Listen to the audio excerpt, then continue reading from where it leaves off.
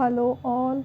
तो आज मैं अपने चैनल पे सबसे पहली बार एग्ज़ाम का एनालिसिस शेयर करने वाली हूँ, सेल्फ एग्ज़ाम एनालिसिस। और मैं ट्राई करूँगी आगे भी मैं जितने एग्ज़ाम दूँ उनका एनालिसिस आपके साथ शेयर करूँ। तो आज मेरा ईसीजीसी का एग्ज़ाम था, ईसीजीसी पीओ का सेकंड शिफ्ट में। तो मैं सेक्शन वाइज आपको बताती हूँ कि कैसा एग्ज़ाम आया। तो सबसे पहले हम स्टार्ट करते हैं रीजनिंग से। तो रीजनिंग में स्लॉग थे। स्लॉग में सबसे ज़्यादा ओनली फ्यू वाले केसेस ज़्यादा थे। और पज़ल्स थी। पज़ल्स में मंथ वाइज पज़ल थी कि 3 मंथ्स 2 डेट वाला। बॉक्सेस वाला था कि 8 बॉक्सेस हैं, एक दूसरे से ऊपर रखे हुए हैं, ठीक है, जो कि नॉर्मल बैंक के एग्ज़ाम में आते हैं, तो उनका सीक्वेंस बताना था। स्टेटमेंट वाले क्वेश्चंस थे जिसमें कि only 1 statement enough, only 2 statement enough वाला। इनइक्वालिटी के क्वेश्चन थे। और पज़ल्स थी। पज़ल्स का लेवल क्लर्क मेंस के लेवल का था। क्लर्क मेंस में जैसी पज़ल आती है। और कुछ क्वेश्चन थे जो ईजी थे, जो ईजी पज़ल्स थी, लेकिन वो एक ही क्वेश्चन की थी। मतलब एक छोटी सी पज़ल थी और उस पर सिर्फ एक ही क्वेश्चन था। तो ज़्यादातर वैसा ही था, क्लर्क मेंस के लेवल का मैं कह सकती हूँ क्योंकि इसकी रीजनिंग थी। और कुछ क्वेश्चन लेंदी भी थे। कुछ पज़ल्स जो थी वो लेंदी थी, कुछ कंफ्यूजिंग थी। मैं भी एक पज़ल में थोड़ा कंफ्यूज हो गई थी, तो वो थोड़ा टाइम टेकिंग हो गया। तो कोई भी आप एग्ज़ाम दो, सबसे पहला ध्यान यही रहना है कि हमको रीजनिंग में खासकर किसी पज़ल में अपना टाइम वेस्ट नहीं करना। तो ओवरऑल रीजनिंग मैं कहूँगी एवरेज थी। क्लर्क मेंस लेवल की रीजनिंग मुझे लगी, जितने मैंने अभी तक एग्ज़ाम दिए हैं उसके अकॉर्डिंग। नेक्स्ट हमारा सेक्शन था इंग्लिश। इंग्लिश में कहूँगी एवरेज थी इंग्लिश भी। इंग्लिश अगर आपकी नॉर्मल है, मतलब बहुत अच्छी बहुत बुरी नहीं, एवरेज भी अगर आपकी इंग्लिश है तो आप अच्छा अटैम्प्ट कर सकते हो। और आपकी थोड़ी सी भी अगर अच्छी है इंग्लिश तो आप फुल अटैम्प्ट कर सकते हो। रीजनिंग में वही था, आपका मैच कॉलम वाले क्वेश्चन थे। और मैच कॉलम में अभी तक पीओ में क्या रहा था कि 2 कॉलम्स होते थे, कॉलम 1 कॉलम 2, और स्टेटमेंट मैच करनी थी। लेकिन इसमें क्या था कि एक नई चीज़ मैंने देखी कि 3 कॉलम थे, ठीक है, कॉलम 1 2 3, और 3 आपको स्टेटमेंट को मैचिंग करना था। और आप एक पैसेज था। पैसेज इजी था, स्टोरी टाइप का पैसेज था, इतना डिफ़िकल्ट नहीं था कुछ। और PQRS मतलब जंबल सेंटेंसेस थे कुछ। और एरर फाइंडिंग थी। एरर फाइंडिंग में मतलब वही था कि एक सेंटेंस आपको करेक्ट दिया हुआ था। 5 टोटल सेंटेंस थे, एक सेंटेंस करेक्ट था, बाकी 4 में से बताना था एरर किस में। और 2 में एरर था उसमें, मतलब ऑप्शन में आपको 2 थे error, A and B, B and C, C and D type, ठीक है। तो 2 में एरर था, 5 में से एक आपको सही दिया हुआ था। तो ऐसा इंग्लिश में थे। और इंग्लिश में फिल इन द ब्लैंक्स तो नहीं थे, ज़्यादातर यही क्वेश्चंस थे। इजी मतलब एवरेज ही कहूँगी, इजी तो नहीं, बिल्कुल इजी तो नहीं, पर एवरेज था इंग्लिश। मतलब आपका अगर थोड़ा सा प्रैक्टिस है, अगर आप कुछ टाइम से बैंक एग्ज़ाम दे रहे हैं या तैयारी कर रहे हैं, तो आप इंग्लिश आराम से 30+ अटैम्प्ट कर सकते हो एकदम ईजीली। और फिर नेक्स्ट हमारा सेक्शन था कंप्यूटर, जिसके लिए मेरे को बहुत ज़्यादा फोबिया था, क्योंकि कंप्यूटर से रिलेटेड अभी मैंने कोई एग्ज़ाम दिया नहीं था। तो ये मेरा फर्स्ट एग्ज़ाम था जिसमें मैंने कंप्यूटर अटैम्प्ट किया है। क्योंकि मैंने अभी IBPS PO मेंस दिया, लेकिन RRB मेंस नहीं दिया।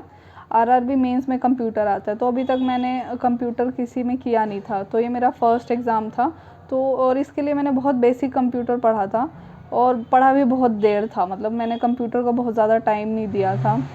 तो और इसके क्वेश्चन बहुत बेसिक थे, बल्कि मुझे लग रहा था कि थोड़ा टफ आएगा, लेकिन कंप्यूटर के क्वेश्चन बहुत बेसिक थे। ओवरऑल 20 क्वेश्चन थे। 20 के 20 में से शायद 2-3 मुझे लगता है 3-4 थे। अगर आपने थोड़ा सा भी किया है तो आप 10 तो बहुत आराम से कर सकते थे। मतलब 10 तो बहुत बेसिक क्वेश्चंस थे। 5 एवरेज होंगे, 5 का लेवल थोड़ा सा अप हो सकता है। तो 10 बहुत ईजी क्वेश्चन थे। मतलब कंप्यूटर ओवरऑल ईजी बोलूँगी मैं कि ईजी था, हो सकता था आराम से 20 से 20 क्वेश्चन। अगर आपने कंप्यूटर को थोड़ा टाइम दिया, अगर पहले पढ़ा है, तो आप कंप्यूटर आराम से 20 आउट ऑफ 20 अटैम्प्ट कर सकते हो। नेक्स्ट हमारा सेक्शन था GA, ठीक है, जिसने सबसे ज़्यादा आजकल सबको डरा के रखा है। जीए में ज़्यादातर क्वेश्चंस जो थे वो थे मार्च और अप्रैल से, और कुछ क्वेश्चन 5 to 6 क्वेश्चन जो थे वो जनवरी से भी थे। तो मेनली जो मंथ वाइज मैं बताऊंगी तो जनवरी, मार्च और अप्रैल से क्वेश्चंस ज़्यादा थे, और कुछ जो है ईसीजीसी के फ्रेमवर्क को भी थे, मतलब ईसीजीसी से रिलेटेड क्वेश्चन भी थे, ईसीजीसी का क्या काम है, ऑप्शंस दिए हुए थे, ठीक है। तो ईसीजीसी रिलेटेड थे, और आरबीआई के फंक्शंस से रिलेटेड थे। तो जीए भी एवरेज था, बहुत डिफ़िकल्ट तो नहीं बोलूँगी मैं, जीए एवरेज था, मतलब अगर 40 में से आप 25 कर सकते थे, डूएबल थे इजीली, मतलब 25 तो आप अटेम्प्ट कर सकते थे। 25 से ज़्यादा करने के लिए था कि अगर आपने अच्छे से डिटेल में पढ़ा है तो आप कर सकते हो। वैसे अभी ये ट्रेंड चल रहा है कि लास्ट 2-3 मंथ का ईजी आ रहा है, तो इसमें भी मई में ये एग्ज़ाम हो रहा है, तो मार्च और अप्रैल से ही ज़्यादा क्वेश्चंस थे, और कुछ जो स्टैटिक क्वेश्चंस थे वो थे। नेक्स्ट हमारा सेक्शन था क्वांट। मुझे वैसे जिसका अच्छा है उसके लिए तो ठीक है, लेकिन क्वांट के कुछ क्वेश्चंस थोड़े से मुझे लेंदी लगे। कुछ क्वेश्चन जैसे कास्लेट जो थी वो लेंदी थी, बाकी जो लाइन ग्राफ था वो इजी था। रेशो वाला जो हमको मिलता है कि बुक्स का था, ठीक है, बुक्स थी कि कुछ सोल्ड का रेशो दिया हुआ था, अनसोल्ड हमको बताई हुई थी टोटल बुक, तो वो वाला था क्वेश्चन। तो वो मेंस लेवल का, क्लर्क मेंस लेवल का एक क्वांट था। और जैसे कि लाइन ग्राफ दिए हुए थे, इसमें ट्राउज़र, शर्ट और पैंट का 3 मंथ के लाइन ग्राफ दिया हुआ था, तो वो भी डूएबल था।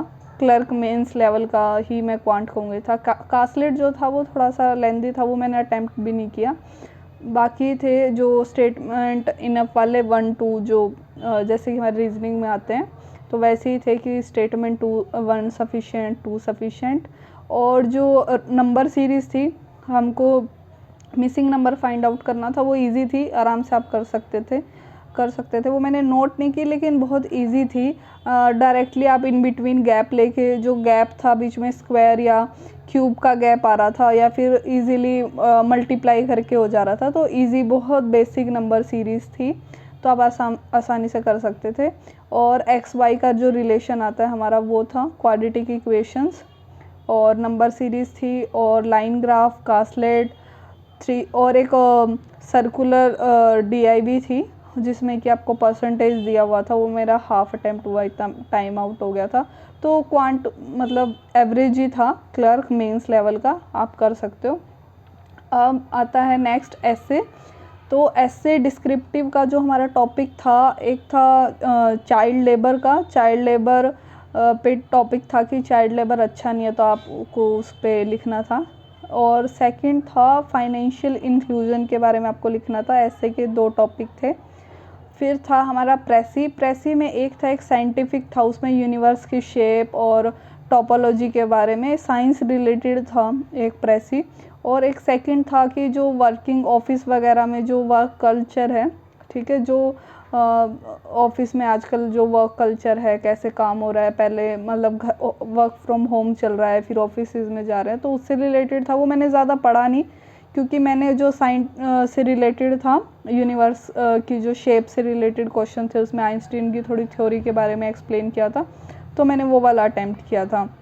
और ऐसे मैंने चाइल्ड लेबर का किया था। वैसे तो दोनों इजी थे, फाइनेंशियल इंक्लूजन, चाइल्ड लेबर, दोनों भी लिख सकते हैं, लेकिन उस टाइम इतना दिमाग थोड़ा थक जाता है, तो मुझे लगा था कि चाइल्ड लेबर इजी है, उस पर थोड़ा इजीली लिख सकते हैं, और तो वो कर लिया था। ऐसे 150 वर्ड में करना था, और प्रेसी 135 वर्ड्स में करनी थी, तो इजीली कर सकते हैं। और टाइम बच गया था, 40 मिनट्स का टाइम था, आप बहुत आराम से, मेरी टाइपिंग स्पीड बहुत कम है, फिर भी मैंने 6 to 7 मिनट पहले ही अपना फिनिश कर लिया था प्रेसी और ऐसे। तो डिस्क्रिप्टिव का कोई टेंशन नहीं था, बहुत इजी डिस्क्रिप्टिव था, आप आराम से अटैम्प्ट कर सकते हो, और टॉपिक भी अच्छे थे जिस पे आप आराम से लिख सकते हो।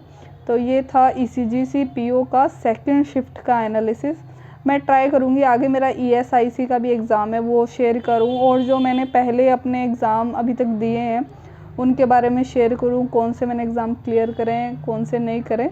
तो उसके लिए आप मेरे चैनल को सब्सक्राइब करिए, और चैनल से ऐसे जुड़े रहिए, ताकि मेरी एग्ज़ाम एनालिसिस मैं आपसे शेयर कर सकूँ, और हो सकता है आपको उससे थोड़ा फ़ायदा हो। ठीक है, थैंक यू फॉर वॉचिंग।